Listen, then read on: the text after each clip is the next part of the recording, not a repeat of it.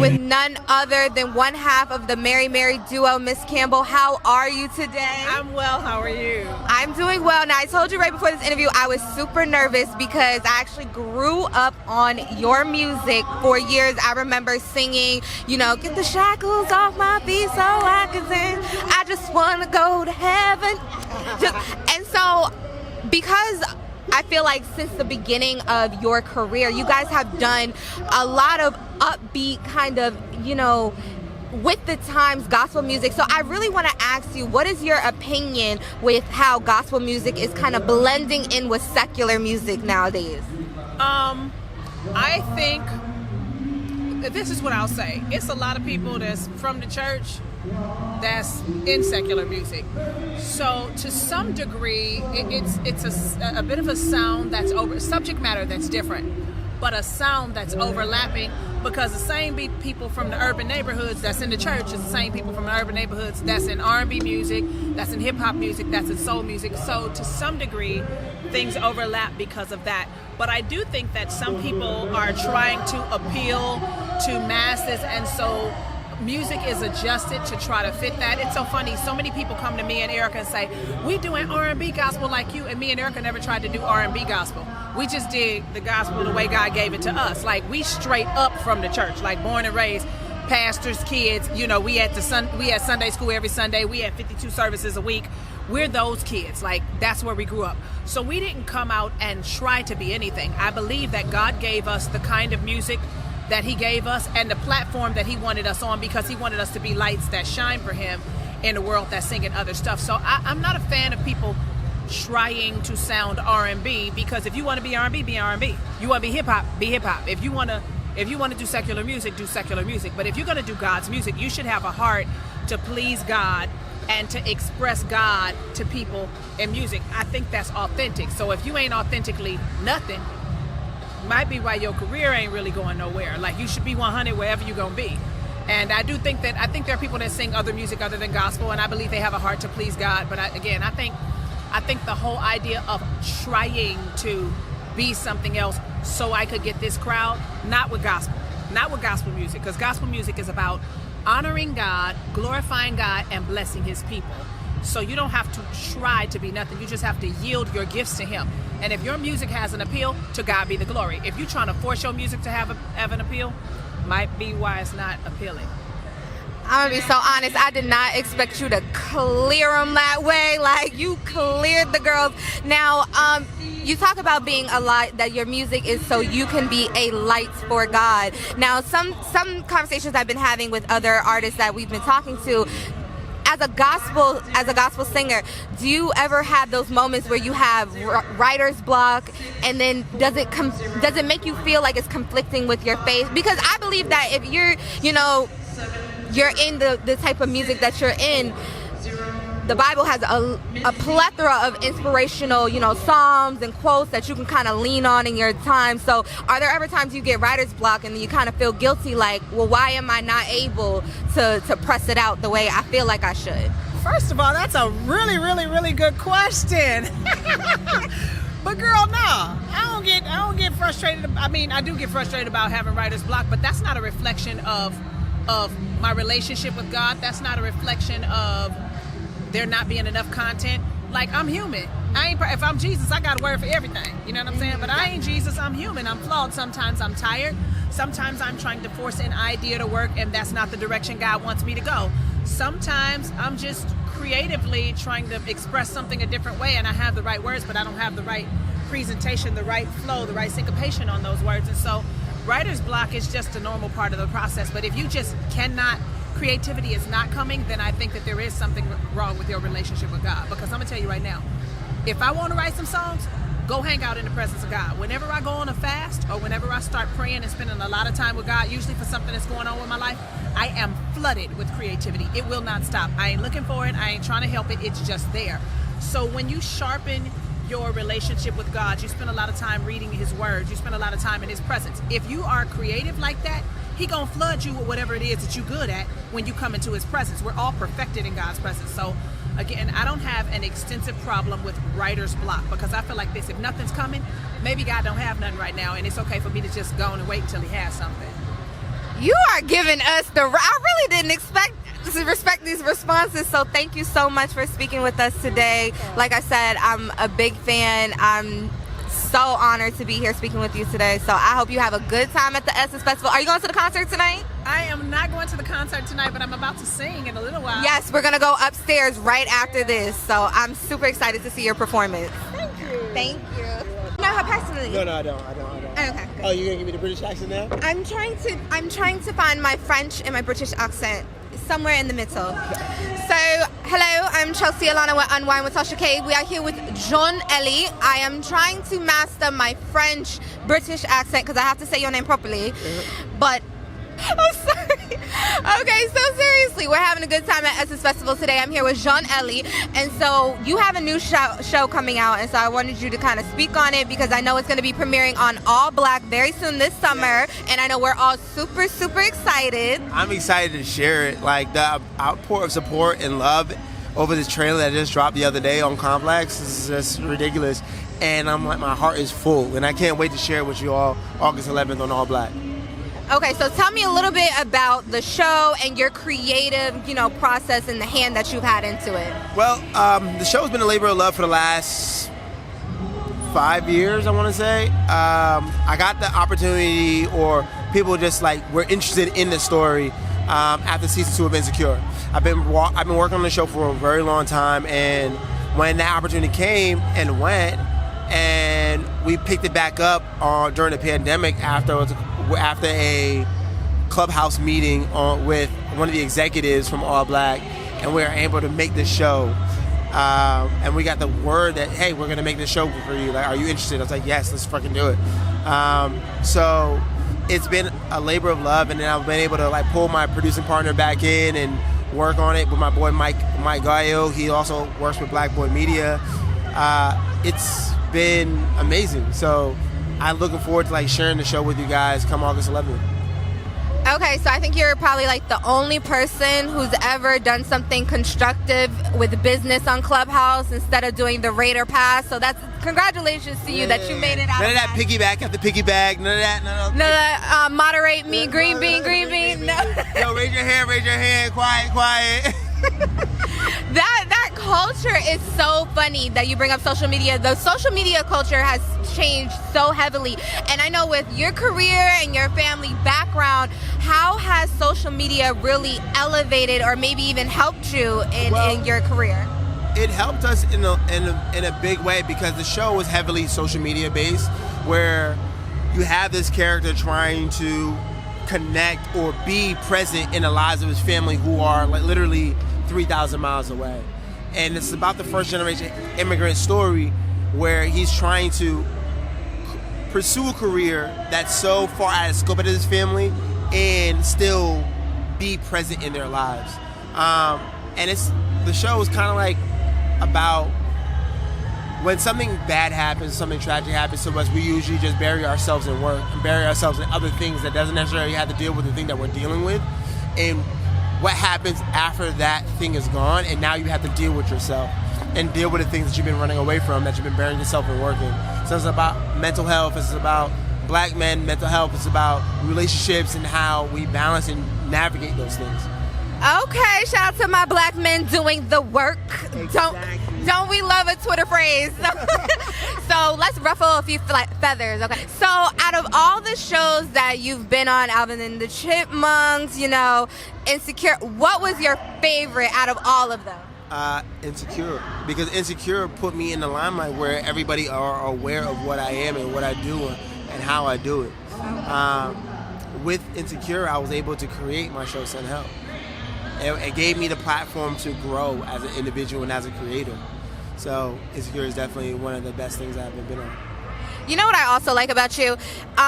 You don't rely on other people's merits or your family's success. You're very prevalent in making sure you have a staple in this genre of acting. Is there any other type of creative directive we could see you going into, whether it's music, whether it's art, fashion, or anything like that? Fashion might definitely be something I might partake in. Shout out to my boy Danny Lee, who was one of my stylists. But also directing. You can see me producing. I directed an episode on Send Help, so you should be able to see that. On my series Send Help, I've produced, I've acted, I wrote on that series. So you can see me wear a lot of hats on that show, and see the body of work I could do with such a short amount of time. Because we shot that show 7 episodes in a month. Yeah. Okay. Yeah. Overtime pay? Yeah. So you can look forward to seeing that August 11th, and I'm looking forward to seeing everybody's reaction, and also the watch parties. It's gonna be fucking dope. Am I gonna get invited? You better. Okay, hopefully you guys got food and free drinks. But thank you, Jean-Ellie, for speaking with me today. I know that we're all gonna be super excited. You said the show comes out August 11th, so we're definitely gonna have that written down in our books and alerts and notifications on our phones, and we look forward to many, many new projects with you.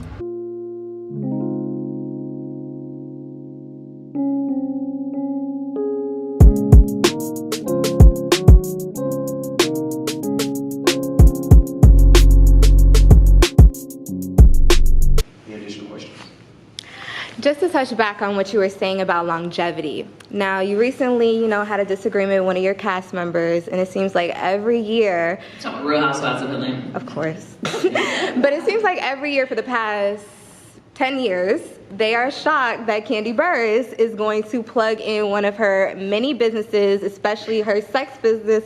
I remember watching you on Twitter on Ustream with Kandi Coated Nights back in the day. And so when you talk about longevity, to be going from that all the way to now, how do you deal with like the constant, especially with social media, the constant, I don't want to say backlash, but just shock that Kandi Keep a Job Burruss is going to bring up her business on this show? It's like every year they just act like they don't know you're gonna do it. Well, I just kind of feel like, first of all, I've gotten very tough skin being part of that show. Yeah. Like, I definitely gained tough skin and learned how to just like let things roll off my back and keep it pushing, because child, it may be a whole bunch of y'all or 1,000 people that may be like, why would you do that? But it may be 10,000. They'd be like, girl, I just got one of those the other day. You know what I mean? So I have to go for the people who still support me. I have to like do it for the people that I know rock with me. I just don't care about the naysayers or the negativity people, the negativity police, like they can keep it. I don't care. Like, you just have to get to that point of, accepting that everything you do, everybody ain't gonna like it. And also accepting that there is success in things that's not acceptable for everyone. Mm-hmm. You know what I mean? Like, just to use the adult business as an example, right? Start off with Kandi Coated Nights, right? That was so long ago when we first started doing that. Like, I feel like when we first started doing Kandi Coated Nights, that was before all the other people were doing online shows. When we first started back, like you said, in the Ustream days. Now everybody got their online show, right? But Kandi Coated Nights was like on the beginning of that. And we did it strong for like 5 or 6 years straight. I can't remember how long we were doing it every single Wednesday. Everybody knew Hump Day Wednesday. We were going online to watch Kandi Coated Nights. And with that is what made me get the idea to do Bedroom Kandi, which turned into a big line. Like Bedroom Kandi, that business took off. After my first year of business, we decided to make Bedroom Kandi boutique consultants. Now I have like over 5,000 consultants across the country that sell Bedroom Kandi. So those people are making money. Like, we have people who have multiple people who have $1 million teams who sell Bedroom Kandi. And those things all started off from an idea that people were like, why are you online talking about sex? Why you said this, or why you do that? You know what I mean? But it's like, just because it may not be okay for that person, it was like a whole gang of other people that enjoyed the conversations because, you know, obviously in the Black community, to have an open conversation about sex and relationships was not acceptable so long ago. You know what I mean? And it is important for us to have those conversations, especially for health and wellness reasons. You know, just period, you know what I mean? So I think, you know, we were on the beginning of that, and I think we made it, you know, more comfortable for other people to have those conversations and feel free to be themselves, and you know, and I think it just brought on a different wave. So I'm okay with it. That was a long answer. It was you cleared it though. You cleared it. So, 1 second. What's important is like how you say you have 5,000 consultants across the country. That's amazing. And I have a 2-part question. One, let's talk about the evolution of you as an artist to actress, and how involved was your team, and how important is your team in that process and helping make that happen? Ooh, gotta have a team. Shout out to Don Juan in the audience. Shout out to my husband Todd in the audience. Shout out to Jamie in the back. Shout out to you. It's extremely important to have a team. Okay, so when I first started out, I was kind of like a do everything myself type of person. You know what I mean? That was a long time ago, right? But it's only so much you can do yourself. So then I remember, because Don Juan, we met through social media, right?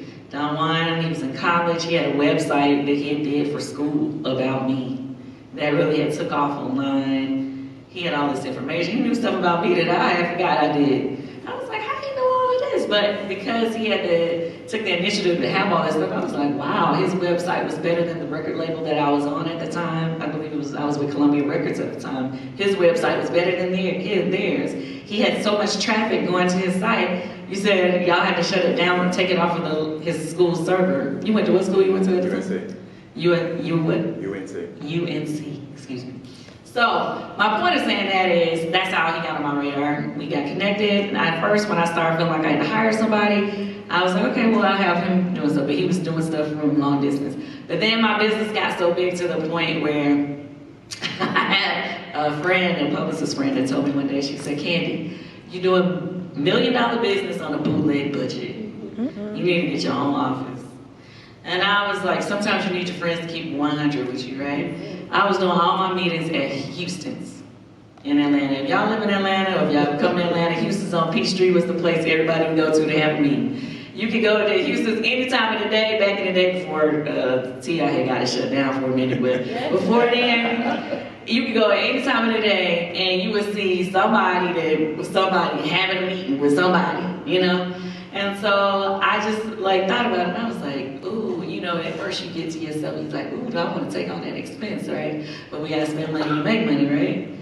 So that's when you realize, okay, let me hire this person, I'm gonna get my office space so I can get in my office or whatever. And I say all that to say is, you know, we've leveled up. Now it's time, now we need to hire more people, to be honest with you.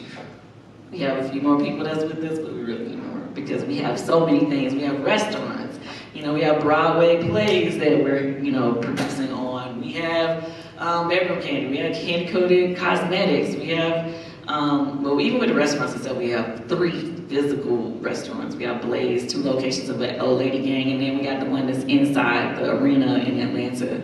So it's just like too much for just our small team. We really need to expand it because when you really have great minds that's focused and things playing out, I feel like it helps you level up.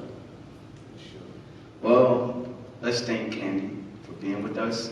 This concludes our